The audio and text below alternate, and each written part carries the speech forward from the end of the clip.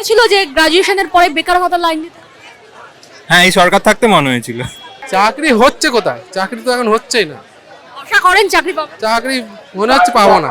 বেকার ভাতাটা পেয়ে যে আমাদের গোটা লাইফ দাঁড়াবে সেটা না, ম্যাডামের কাছে আমাদের আর কি কাতর আবেদন থাকবে, চাকরি হোক। চাকরি তো চাই, কিন্তু চাকরি না দিলে কি করা যাবে? সেটা তো নিজের আমাদের চেষ্টা করতে হবে। এখন তো চাকরি পাওয়া সহজ না, না চাকরি তো পাওয়া যাচ্ছে না। কি করবো, কাজ বাজ নেই এখন। সরকারি সুবিধা এই যা নিচ্ছি এটাই চলে যাবে, যাতে চলে। চাকরি কি একদমই চাই না? চাকরি হচ্ছে কোথায়? চাকরি তো এখন হচ্ছেই না। আশা করেন চাকরি পাবেন? চাকরি মনে হচ্ছে পাবো না। আর কি করবো, এই যা নিচ্ছি এখন, দেখা যাক কতদূর কি হয়। 13,000 টাকায় চলে যাবে? না, 1,000 টাকা হয়? ইচ্ছা আছে, প্রয়োজন আছে, তাই জন্যই আসছে, এই ভেবেই করা। পড়াশোনা কি করেছিলেন বেকার ভাতার লাইনে দাঁড়ানোর? না, ওরকম ব্যাপারটা নয়, এ তো সরকারি প্রকল্প, অনেকেই আছে পড়াশোনা করেও হয়তো নিতে আসছে, এর কোনো গ্যারান্টি নেই। এটা তো মানুষের উপর নির্ভর করে, সে মনে করছে তাই। কেউ এরকম আছে হয়তো বিরোধ করে সে বাড়িতে বসে রয়েছে, আমি যাবো না নিতে। ম্যান টু ম্যান ভ্যারি করে। অনেকে রয়েছে যাদের সঙ্গে কথা বললাম, অনেকে গ্রাজুয়েশন কমপ্লিট করেছে, এইচএস কমপ্লিট করেছে, কেউ কেউ এমএও কমপ্লিট করেছে, তারপরে তাদের কি এই বেকার ভাতার লাইনে দাঁড়াতে হবে এটা কোনোদিনও ভাবতে পেরেছে? তারা ভাবতে পেরেছিল কিনা ভেবে তো আর সরকার প্রকল্প করবে না। সরকার সরকারের মতন করে প্রকল্প ওটা করবে, তার নয় রাজনৈতিক এজেন্ডা থাকতে পারে অথবা মানুষের ভালো করার ইচ্ছা থাকতে পারে। এবার মানুষ যেটাকে নেবে, কিছু মানুষ রাজনৈতিক ভাববে, কিছু মানুষ করার জন্য ভাববে। আচ্ছা, এত পড়াশোনা করলেন কি শুধুমাত্র এই যুবসাথীর ফর্ম ফিল আপ করবেন, এই বেকার ভাতার লাইনে দাঁড়াবেন? এটা তো রোটেশন অনুযায়ী হচ্ছে। 34 বছর বাম জমানায় তখনও ছিল বেকার ভাতা।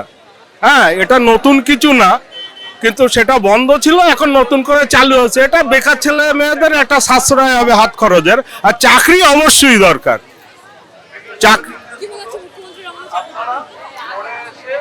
মাস্টার ডিগ্রি কমপ্লিট করে যখন আসি চাকরির তো আশা করি, এবং চাকরি হোক এটা তো চাইবো, এবং সকলেরই হোক।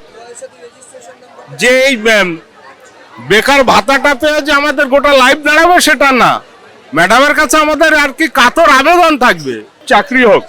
চাকরি তো চাই, কিন্তু চাকরি না দিলে কি করা যাবে? তাহলে এই সরকার কি ভোট দিচ্ছেন? কি আর করা যাবে? সবাই তো দিচ্ছে, কি আর করা যাবে? লাইনে তো দাঁড়িয়েছি, এসে 2 ঘন্টার ওপর হয়ে গেছে, সার্ভার দাও, দাঁড়িয়ে রয়েছি।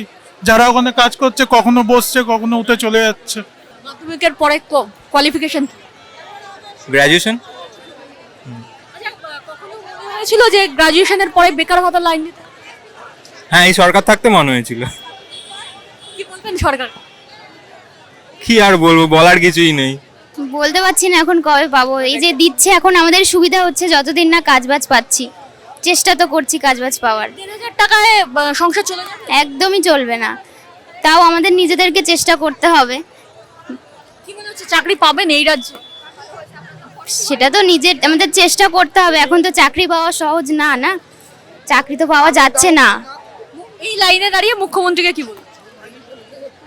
বলবো যে দিচ্ছে কিছু পয়সা, যাই হোক সবার সুবিধা, আমাদের কিছু তো সুবিধা হচ্ছে, এই আর কি।